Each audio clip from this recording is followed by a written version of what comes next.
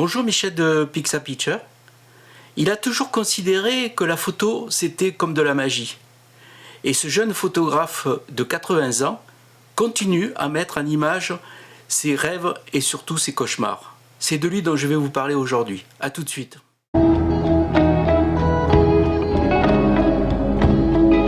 Ce photographe, c'est Arthur Tress. Il est né en 1940 à Brooklyn, aux États-Unis. Dès l'âge de 12 ans, on lui a passé un appareil photo, je crois que c'est sa sœur, et il commence à faire des photos en noir et blanc, dans la rue, notamment un peu de tout ce qui est un peu bizarre, et il a une passion pour les objets cassés, et notamment les poupées. C'est bizarre, mais c'est comme ça. Alors après, adolescent, il va vouloir rentrer faire du cinéma et de la photo, et il part à Paris et il rentre dans une école de cinéma. Alors je ne sais pas laquelle c'est, si c'est Vaugirard ou Lydec, j'en sais rien. Toujours est-il qu'il y reste pas longtemps et il décide de partir faire de la route, de voyager. Il va aller en Europe bien sûr, il va aller en Égypte, il va aller au Mexique, etc. et au Japon. Et puis il s'installe en Suède. Mais en 1968, il décide de retourner aux États-Unis et c'est là qu'il commence à devenir un photographe professionnel et commence déjà à avoir du boulot.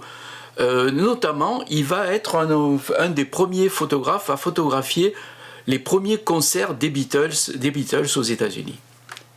Alors, à côté de son travail professionnel, il fait beaucoup de photos dans la rue. Il adore faire les photos dans la rue, mais contrairement à ses homologues de l'époque comme Diane Arbus ou Joan Mitchell, lui ce qui l'intéresse c'est pas la réalité, lui ce qui l'intéresse c'est un peu tout le monde fantastique, le monde des rêves, le monde des cauchemars. Il est très branché psychanalyse, très branché Freud.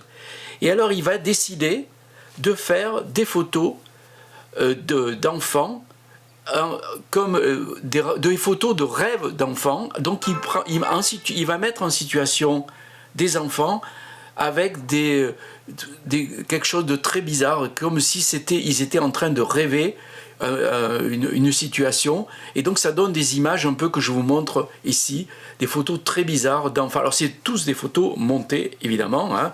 Il faisait ça avec des gens qu'il rencontrait, des amis et tout ça. Il faisait tout un scénario et il faisait ces photos. Alors une des plus célèbres, c'est celle-là, où on voit un gamin en train de sortir d'un toit et derrière il y a un bateau. Alors les explications, c'est assez bizarre. Alors, pour lui, c'était des rêves, mais moi, je pourrais penser que c'était plutôt des cauchemars. Alors, ce qu'il va faire, c'est que il va devenir célèbre un peu parce que il y a Michel Tournier qui a écrit Le Roi des Aulnes.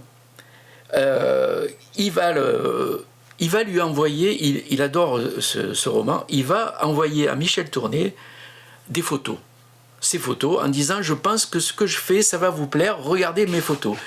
Et là évidemment Michel Tournier qui a beaucoup écrit sur la photo, qui faisait une émission d'ailleurs je crois sur France Inter ou sur la, je sais plus très bien où, sur la photographie, va être emballé par ces photos parce que l'univers de Michel Tournier va correspondre tout à fait à l'univers d'Arthur Tress. Et donc c'est lui qui va commencer à le faire connaître du grand public, notamment en France. Il va même écrire un livre sur lui. Et donc voilà, il va continuer, en plus de son travail professionnel, à faire toutes ces photos montées. Il avait une passion pour les cimetières. Alors il a fait aussi beaucoup de photos, toujours pareil, montées dans les cimetières. Je vous montre une ou deux photos qu'il faisait dans les cimetières. Voilà, c'était un personnage quand même étonnant, parce qu'en fait, les gens qui l'ont rencontré, correspondaient, ils n'avaient pas imaginé que c'était, quand on voit ces photos, on ne peut pas imaginer le personnage. En fait, c'était quelqu'un de très simple, qui vivait tout seul, qui mangeait peu, qui fumait pas, qui buvait pas, qui était très, j'allais dire presque un petit fonctionnaire moyen. Alors que ces photos étaient absolument dingues. Ces photos sont absolument dingues parce qu'il est toujours vivant, il a plus de 80 ans, il continue toujours à faire des photos. Alors après, il est parti sur un autre, j'allais dire un autre délire. Il a décidé de faire des photos d'ombre. Alors il a fait des autoportraits, mais on voit que son nom, mais il a fait aussi plein de photos d'ombre. Je vous montre les photos qu'il a faites. Donc vous voyez, c'est assez extraordinaire. Alors, c'était un personnage qui était intéressé de tout ce qui était un peu à part, Et d'ailleurs, toute sa vie, il a été un fort partisan pour défendre les droits civiques et notamment les droits des homosexuels. C'était quelqu'un de très politiquement engagé. Alors, il vit toujours.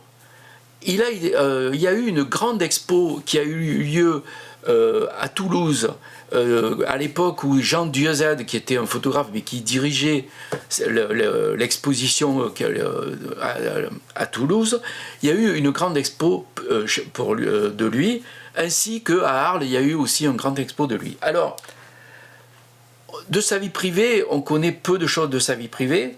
C'était quelqu'un d'assez discret, très discret. Il est toujours très discret.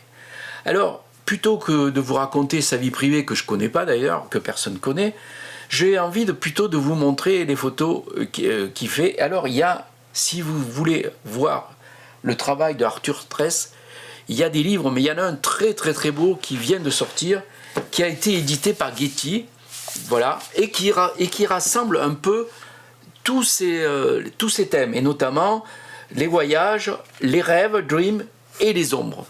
Alors, c'est un livre écrit en anglais. Alors, on voit, alors vous voyez, je vais vous montrer un peu ce qu'il fait. Voilà. Alors, il a fait beaucoup de portraits, notamment dans les Appalaches. C'était toujours des gens simples. Alors, bizarrement, il y a toujours quelque chose, c'est des poupées. Je sais pas, il était branché poupée. Hein. Voilà. Alors, vous voyez, c'est des photos toujours très mystérieuses. Beaucoup de portraits. Des cimetières, il adorait les cimetières. Et puis après, vous voyez un peu toujours les poupées, les fameuses poupées, cassées en général, hein, parce que c'était ça qui l'intéressait. Et puis après, vous voyez, c'est des photos quand même assez incroyables, des portraits. Voilà. Et alors après, on rentre dans les délires, les cauchemars, les rêves. Vous voyez, ça peut penser un peu à des films d'horreur. Je pense à un film d'horreur, là, Amityville ou je sais pas quoi. Vous voyez un peu, c'était toujours...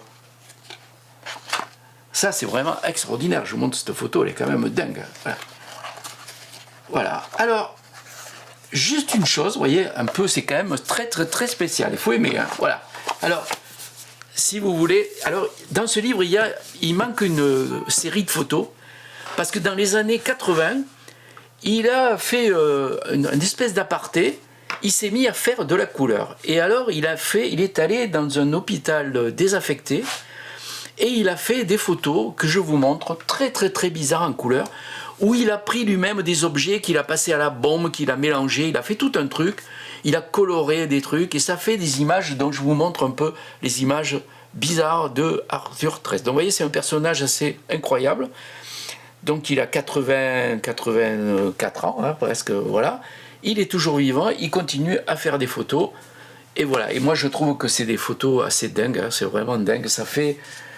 C'est vraiment bizarre, c'est difficile à expliquer ces photos, comment on peut aimer ces photos. Voilà, cette vidéo est terminée.